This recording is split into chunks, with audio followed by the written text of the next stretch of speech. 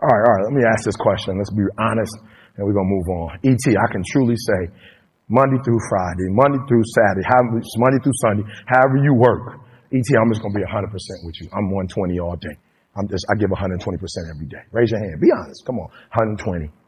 All right. E.T., 100% every day. 100% every single day. E. I grind. Yep. 80%. 80%. Just 80. Be honest. Don't put your hand up. You're like, my homie has his hand up. I've got to put my hand up. Don't do the next 80%. Good. Hands down. Yep. 70%. I'm probably putting forth about 70% effort. Yep. I need everybody to vote because I've gone through and people are like, no point. There's nothing. Like, all right, good. 60%. ET. 60%. ET. 60%. Yep. A lot of 60% in here. Yep. A lot of 60%. 50%. Just be honest. 50%. Yeah, 40%. Yeah. All right. If you're doing less than that, I don't even really want to see it.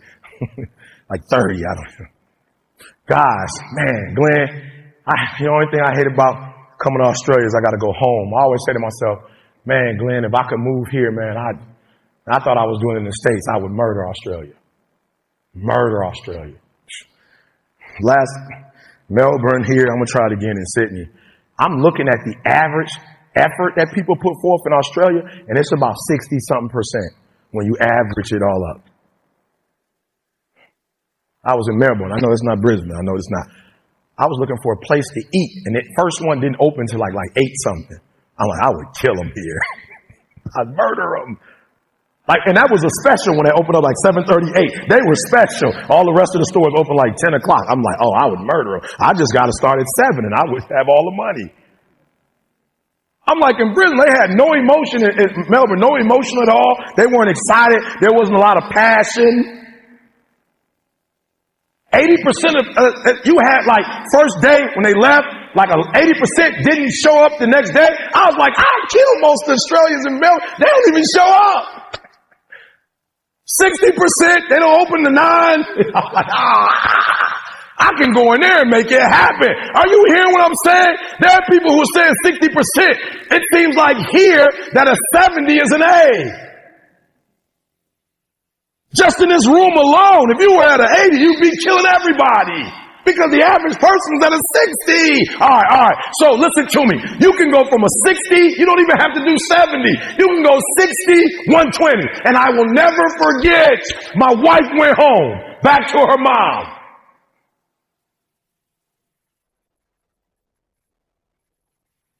I was like, wow, you know how it is, Glenn. I'm like, wow, I didn't know it was that bad. Like, I knew it was bad, but wow. You just packed I come home, all her stuff gone. We don't got that kind of money. She didn't catch a plane home. She got on a bus. I said, whoa, is that bad?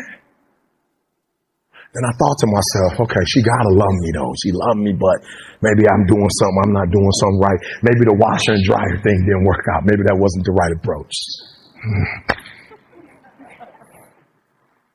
Glenn, I'll never forget, I said to myself, all right, there's only 2 things we can do here. We can just pretend like this thing never happened, and I can move on. She can move on with her life. But that's going to be tough because we've been together since we were 16 years old.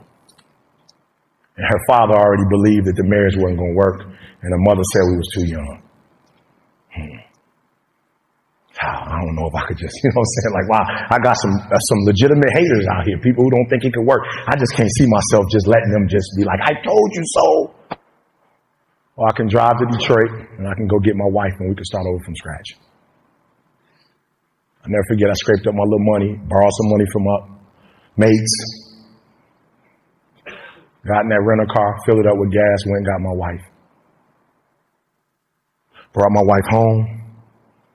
I learned how to cook, bought her a beautiful house, take care of her kids. Was gone to Australia, had a card. Me and CJ we were going back and forth. Got my wife a card for every day that I was gone. Call every morning on her way to work so we can have worship. Shh, you hear what I just said? I made a decision. I didn't go to the doctor and get surgery and get a new brain and get a new heart. I didn't pay any money to get like an upgrade. I didn't get Eric Thomas 5.0. I was the same guy. Then what happened, E? How do you have almost a PhD? How do you have a multi-million-dollar company? How are you traveling across the world? How are you competing with a Tony Robbins when you come from nothing? One day I made a decision that enough is enough. I'm tired of being average. I'm tired. I'm tired of being good. I'm tired. I want to go to the dealership and buy the best car. I want to move to the nicest neighborhood. I want to fly first class. I want to go to Hawaii. I want to go to Australia. I made a decision. Enough is enough. It's showtime. Will a real Eric Thomas please stand up? Some of you in the room right now, you are where you are. You're giving 60% when you have 120 in you. Why? Because you've never made a decision. All right. So I'm going to go to the next two, show it on the screen, but I got it. Okay. Glenn, I just want to be real transparent while I'm here. I remember Glenn driving to get my wife saying, there's some relationships that I have that I'm going to have to let go of. I'm not even talking about infidelity, but just these were some relationships I had before I got married that my wife's not real comfortable with. And do I want to get this relationship up? Like, is she worth me saying to these friends, is she worth that? So there's some of my homeboys that I grew up with who were involved in some activities that weren't the best for our family, but I was loyal. Those are my boys. They helped me to get through what I got through. So she's saying, you choose them or you choose me. And Glenn, I don't know. I was like, this is tough. But all the way home, I kept saying, I want her more than I want my boys.